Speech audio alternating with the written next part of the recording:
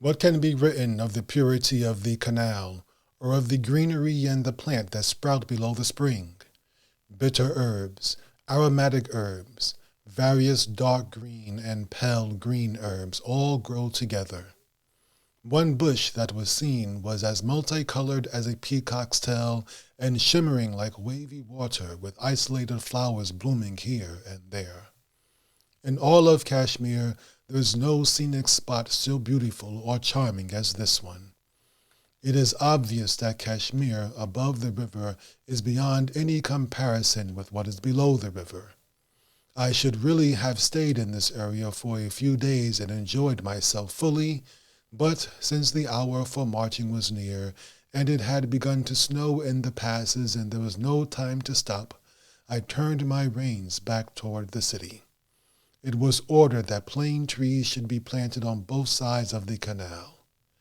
Emperor Jahangir, the Jahangirnama.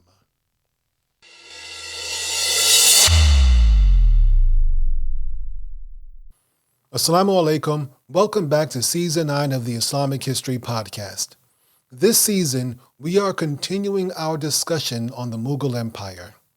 This is Episode 9-5, Shah Jahan's Rise. Just like the Ottoman Empire, fratricide in the Mughal Empire was a grim and recurring theme within the royal family. Fratricide means the killing of one's brothers or siblings. In the Mughal Empire, when an emperor died, a power struggle ensued amongst his sons, culminating in a battle for the throne. The victor usually ordered the execution of his remaining brothers in an attempt to eliminate future rivals. Such fratricides were driven by political necessity as they aimed to maintain stability and consolidate power. However, over many generations, such ruthless behavior contributed to the weakening of the Mughal Empire.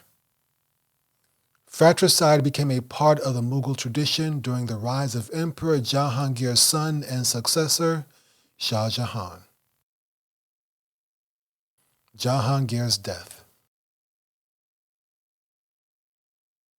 With General Mahabad Khan and Prince Khurram in the Deccan, Nur Jahan, the wife of Emperor Jahangir, was back to running the empire.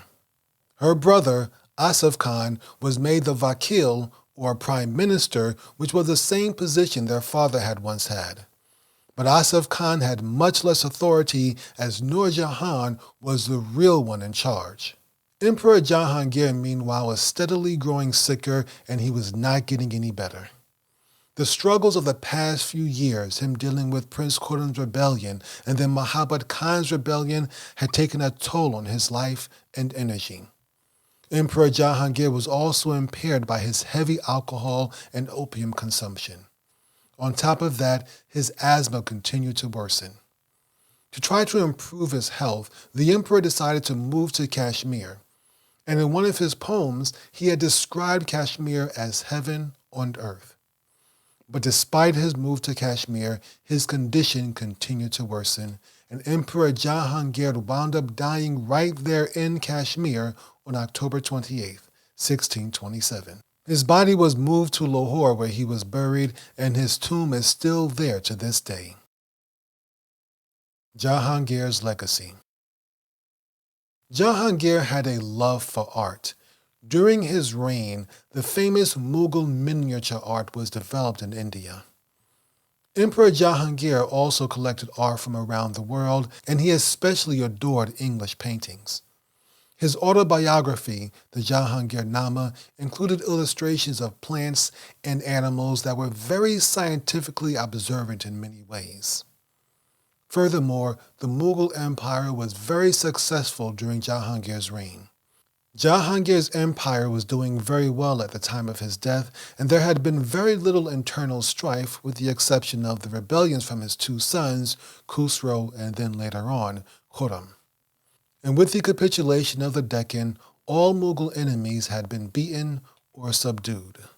The Mughal Empire was very wealthy, very prosperous, and stable.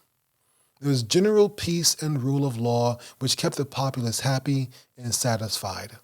However, if we're honest, much of this stability was really due to the However, if we're honest, much of this stability was due to the policies and the rule of Akbar the Great. Shahabuddin Muhammad Shah Jahan. Jahangir left behind two sons when he died, both of whom claimed the throne. These were Prince Shahryar and Prince Khurram. Their older brother, Prince Pervez, had died a year earlier. Prince Shahryar was supported by his mother-in-law, Nur Jahan, who was also the emperor's wife. Prince Shahryar also held a stronger position since he was in Lahore, where the treasury and the royal court were located. After his father's death, Prince Shahryar seized the treasury and declared himself emperor. Meanwhile, Prince Khurram, way off in the Deccan, was supported by his father-in-law, Asif Khan, and General Mahabat Khan. However, since he was so far away in the Deccan and outside Mughal territory, there was very little he could do to stop Prince Shahryar. And that's where Asif Khan came into play. With Shahryar in Lahore, Asif Khan placed Khurram's older brother Khusro's son, Dawar Bakhsh, on the throne in Agra. But this was only temporary. This was only to counter Prince Shahryar's claim to the throne and give Prince Khurram time to move north. Asif Khan also took charge of Khurram's sons, Dara Shikoh and Aurangzeb. And then he put his sister, Nur Jahan, in prison. The following year was very brutal as both sons fought for the throne. Asif Khan, Prince Khurram's father-in-law, led an army to Lahore to face Shahryar. There he defeated Shahryar's forces, captured Prince Shahryar, had him blinded, and thrown in prison. With Lahore now under his command, Asif Khan declared Prince Khurram, who was still in the Deccan, as the new emperor on December 30th, 1627. Prince Khurram finally arrived in Agra on February 24th, 1628, to take the throne. He then promptly ordered all rival claimants to the throne to be executed. This included the temporary emperor Dawar Bakhsh, though there are some reports that he managed to escape to Persia. Another victim of Prince Khurram's fratricide was the now blind Prince Shahryar. He also executed the princes Tamaras and Hoshang, who were sons of Prince Khurram's deceased uncle, Daniel. This was the beginning of the vicious cycle of fratricide that would plague the Mughals for generations. Prince Khurram was officially coronated on February 6, 1628. He took the regal name Shah Jahan, which means King of the World. His full imperial name was Abul Muzaffar Shahabuddin Muhammad Sahib Coronation Shah Jahan Badshah Ghazi. Shah Jahan's wife, Arjumand Banu, took the regal name Mumtaz Mahal, which means chosen one of the palace. The emperor was also united with his two sons, Dara Shikoh and Aurangzeb. In the previous episode, we had mentioned how his two sons were held as hostages by Jahangir after Prince Khurram was pardoned for his rebellion. As per Islamic tradition, the khutbahs were read in Shah Jahan's name and coins were struck with his name. He then promoted Asif Khan to chief minister and Mahabat Khan became general of the imperial army. Now that he was emperor, Shah Jahan brought back some of the Islamic elements of the empire that had gone lax during Akbar's and Jahangir's reign. For instance, he abolished the practice of prostrating before the emperor. This had first been established by his grandfather, Akbar the Great. However, he replaced the practice of prostrating to the emperor with kissing the ground before the emperor, which, if we think about it, was still a form of prostration. However, religious scholars were exempt from this requirement. Shah Jahan also returned to the lunar calendar. We discussed in the first episode of this series how Akbar the Great has switched to the solar calendar to align tax collections with harvest time. A few years after this, Shah Jahan would also order the destruction of all new Hindu temples, and a few Christian churches were destroyed as well. Now listen to this quote about some of the religious changes Shah Jahan introduced. It is important to keep in mind, however, that this is a biased account from a Western author who likely holds a secular or at least a non-religious worldview. It is reported that in the district of Benares alone, 76 Hindu temples were thus razed to the ground. Similarly, several Christian churches in Agra and other parts of the empire were demolished. In the same vein, Shah Jahan reintroduced the taxes on Hindu pilgrimages and ordered Hindus to keep a specific style of dress, with their tunics tied on the left, as opposed to the Muslims, who tied them on the right. While actively encouraging conversions to Islam, he strictly prohibited Muslims from changing their religion. Hindu men were forced to convert to Islam if they wanted to marry a Muslim woman. Adult male enemies, such as the Rajputs of Bundelkhand, the name given to the parts of Uttar Pradesh and Madhya Pradesh, and the Portuguese at Hooghly, about 40 kilometers north of Kolkata in West Bengal, were offered a choice between Islam and the sword. Dirk Collier, The Mughals and Their India. We'll talk more about that Portuguese incident later on in this episode. Rebellions. Just like Jahangir, Akbar, and Humayun before him, Emperor Shah Jahan had to deal with the various rebellions that sprouted up soon after he became emperor. One of the first to revolt was a man named Johar Singh of Bundela. Johar Singh was the son of Bir Singh Dio, who had killed Akbar's advisor, Abul Fadl, back when Jahangir was still known as Prince Salim. To know more about this incident, go back to episode 9-1.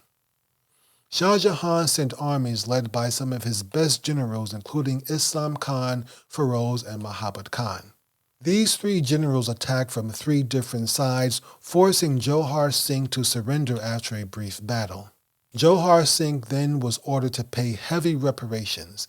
These included 1.5 million rupees, 1,000 gold coins, and 40 elephants. He also had to contribute 2,000 men to the Mughal army. However, Johar Singh himself was rewarded with titles and honors in order to maintain his loyalty. The next one to revolt was Salabat Khan, who rose up against Shah Jahan in 1629. Salabat Khan is better known as Khan Jahan Lodi. Khan Jahan Lodi had fought against Emperor Shah Jahan during the Wars of Succession. He was later pardoned but ordered to remain in the royal court in Agra. Khan Jahan Lodi escaped the royal court but was caught at Dholapur by imperial soldiers.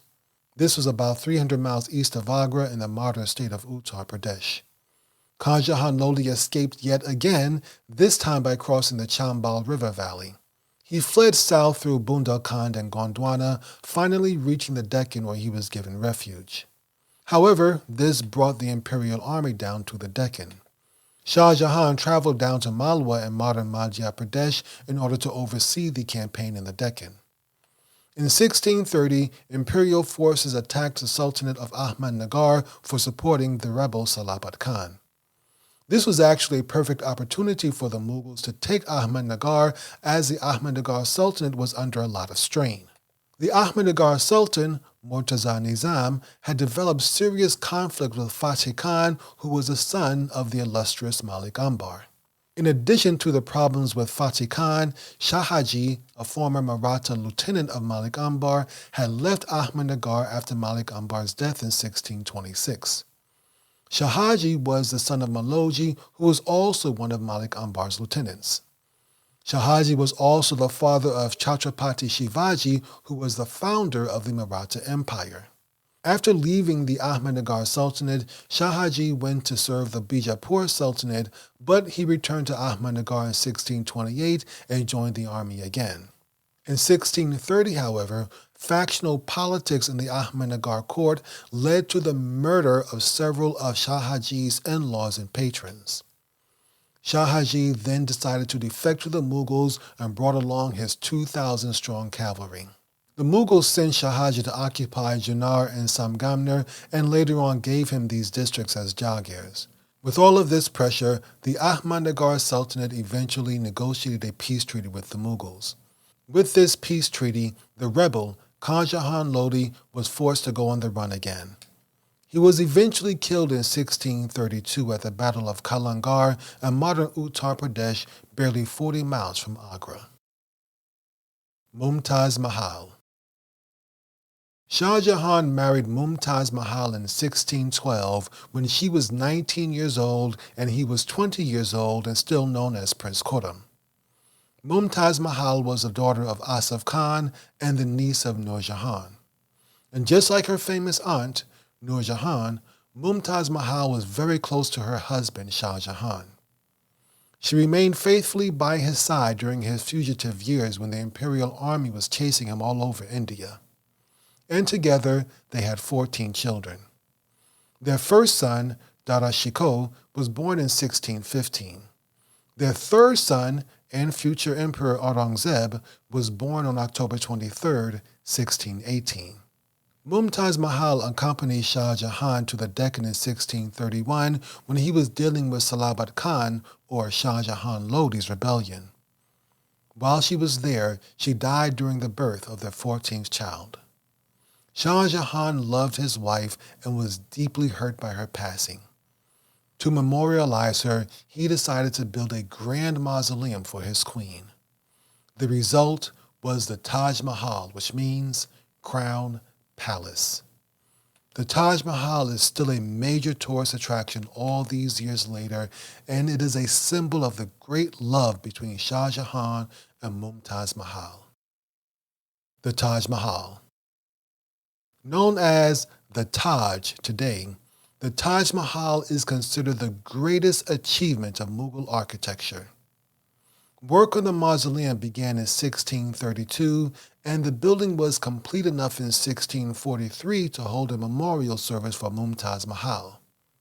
By 1648, most of the work on the main building was complete, but there was still some work to be done on the other buildings in the complex. Some of these buildings were not completed until 1653. The Taj Mahal was built on the shores of the Jumna, or Yamuna River in Agra. It was right across from the royal household where Shah Jahan could see it from his bedroom. The Taj Mahal holds a perfect north-south orientation, meaning it always has abundant sunlight. It also means that walking to it, any visitors would not have to shade their eyes from the sun. Mumtaz Mahal is buried exactly in the middle of the Taj Mahal, with her head pointed north and her face pointed west towards Mecca. Shah Jahan, the emperor, was deeply involved in the planning process of the Taj Mahal. He had a natural appreciation for beauty and was well acquainted with things that were pleasing to the eye. The Taj Mahal is situated on a raised plinth, or base, about 23 feet high. It is constructed from white marble, which reflects different shades under sunlight and moonlight. There are also 4 minarets, one at each corner of the square base. All 4 sides of the mausoleum itself are identical. Each facade of the mausoleum is adorned with central arches reaching 108 feet in height. The grand central dome is 240 feet high and crowned with a finial. The central dome is also surrounded by 4 smaller domes. Inside of the Taj Mahal is an octagonal chamber with intricate carvings and semi-precious stones. This chamber houses the cenotaphs of Mumtaz Mahal and Shah Jahan. A cenotaph is a false sarcophagus representing someone who is buried somewhere else. The actual sarcophagi for Mumtaz Mahal and Shah Jahan are located on the lower level of the Taj Mahal. The Architect King. Shah Jahan spent hefty amounts of money on various building projects, and for this reason, he is considered a builder king. He built spectacular new buildings, but he also spent large amounts of money to have existing buildings repaired and improved. These improvements, initiated by Shah Jahan, were obviously very effective, as many of these buildings still exist today. It should be known, however, that most of these buildings were designed for the royal family and for the nobility to enjoy. Besides the Taj Mahal, Shah Jahan built many buildings during his reign. Of course, he built himself several marble palaces in the major cities of the empire, including Agra, Delhi, and Lahore.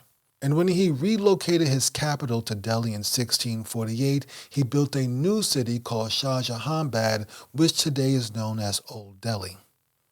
Between this new city, that is Shah Jahanabad, and the Jumna River, Shah Jahan built a large red sandstone fort called the Red Fort. The Red Fort is still used by the Indian government today for important events. Another thing about the Red Fort is that the last Mughal emperor was taken captive there by the British and later exiled to Burma.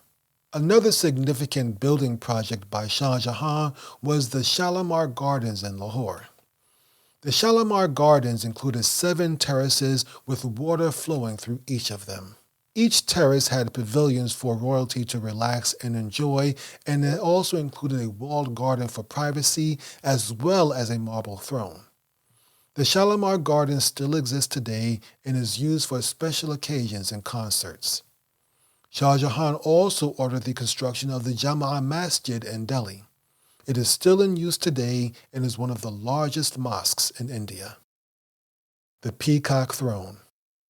Another interesting building project from Shah Jahan was this magnificent throne that he had built that became known as the Peacock Throne. The Peacock Throne was modeled after what Shah Jahan thought Prophet Sulaiman alayhi salam's throne might have looked like. The throne was called the Peacock Throne because of the bejeweled peacock statues on the throne's sides. This throne was ornate and extravagantly designed. It was covered in gold and jewels. It was set on a marble pedestal and had silver steps leading up to it. It also had golden feet encrusted with jewels. And the peacock statues, which the throne was named after, had open tails that were covered in gold and decorated with diamonds and other precious stones. It took 7 years to complete this throne and obviously used large amounts of gold and precious stones in its construction. This peacock throne was extravagant even by Mughal standards, and that's saying a lot. Ironically, the peacock throne was eventually carried away by Nadir Shah of Persia when he invaded Delhi, and inshallah, we will discuss that in a future episode. Dealing with his subjects. Shah Jahan used to meet his subjects at Diwan-e-Nam, located in the Red Fort. Diwan-e-Nam means Hall of Public Audience, and this is where the emperor would listen to appeals and pass judgments. From there, he would go to Diwan-e-Khas, which means the Hall of Audience for special people. There, he would take his time to meet with courtiers, nobles, ambassadors, and other important visitors.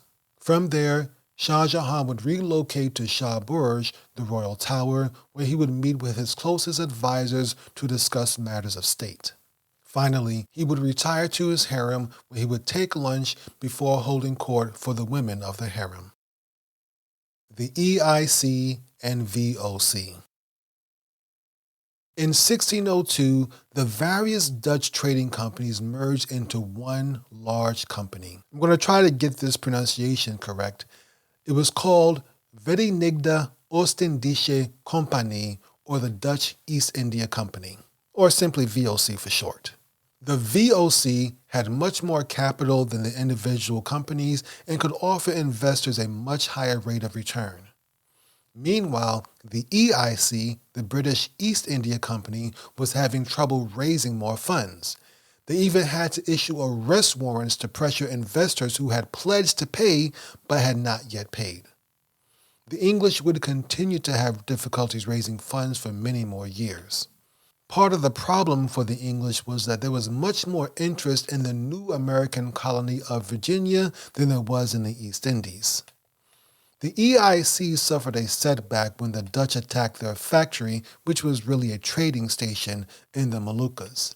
The Moluccas are Indonesian islands off the coast of Papua New Guinea. After defeating the English in the Moluccas, the Dutch also tortured and killed several Englishmen working at the factory.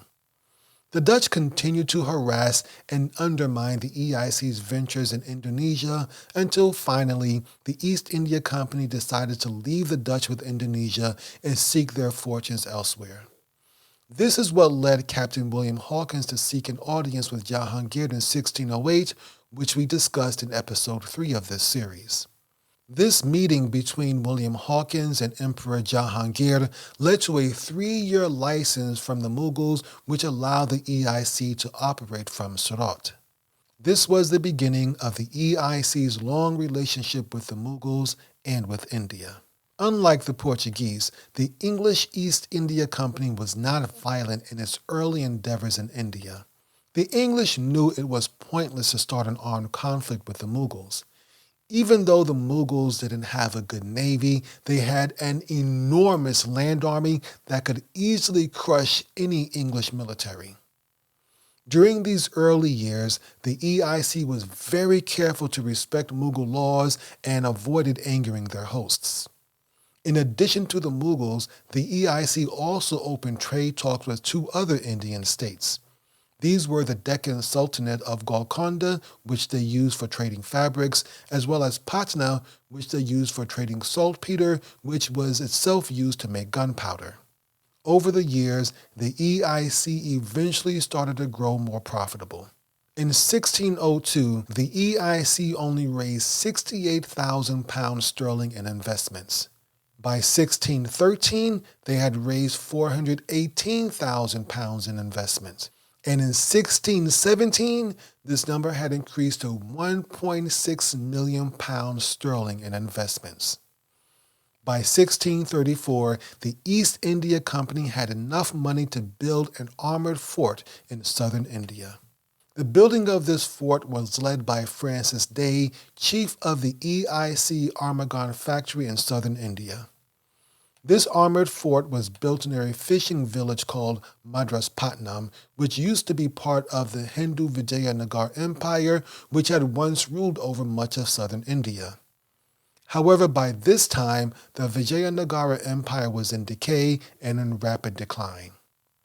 The EIC fort, called St. George, did very well. By the 1670s, that small fishing village was a bustling colonial town of 40,000 people. It soon became known as Madras.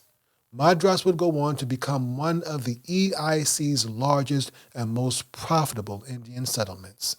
Listen to this quote regarding the origins of Madras. Again, it was neither commercial nor military considerations which dictated the choice of site. Day, it was said, had a liaison with a Tamil lady whose village lay inland from Madras. According to one contemporary source, Day was so enamored of her and so anxious that their interviews might be more frequent and uninterrupted that his selection of the site of Fort St. George, lying immediately adjacent to her home village, was a foregone conclusion. This time the settlement, soon known simply as Madras, flourished. The Naik, or governor, who leased the land, said he was anxious for the area to flourish and grow rich, and had given Day the right to build a fort and castle, to trade customs free, and to perpetually enjoy the privileges of mintage. These were major concessions that the more powerful Mughals to the north would take nearly another century to yield. William Dalrymple, The Anarchy, The Relentless Rise of the East India Company. War with the Portuguese. The Portuguese had already established trading bases in Surat and Gujarat. When he was emperor, Akbar the Great was genuinely interested in establishing and maintaining ties with the Portuguese. He had even invited some of their priests to the palace when he invaded Gujarat in 1572. All of this was discussed in the previous season in episode 15. The Portuguese also had another settlement in Hughley, which was established in 1537. Hughley is near modern-day Calcutta in West Bengal, India, and sits on the Bhagirathi River, which flows south into the Bay of Bengal. Now, even though they were supposed to be there for trade, the Portuguese had become very aggressive. Their factories in Hughley were heavily fortified. They attacked and taxed other ships passing through the area. They had even captured local people and forced them into slavery and have forcibly converted some of the locals to Christianity.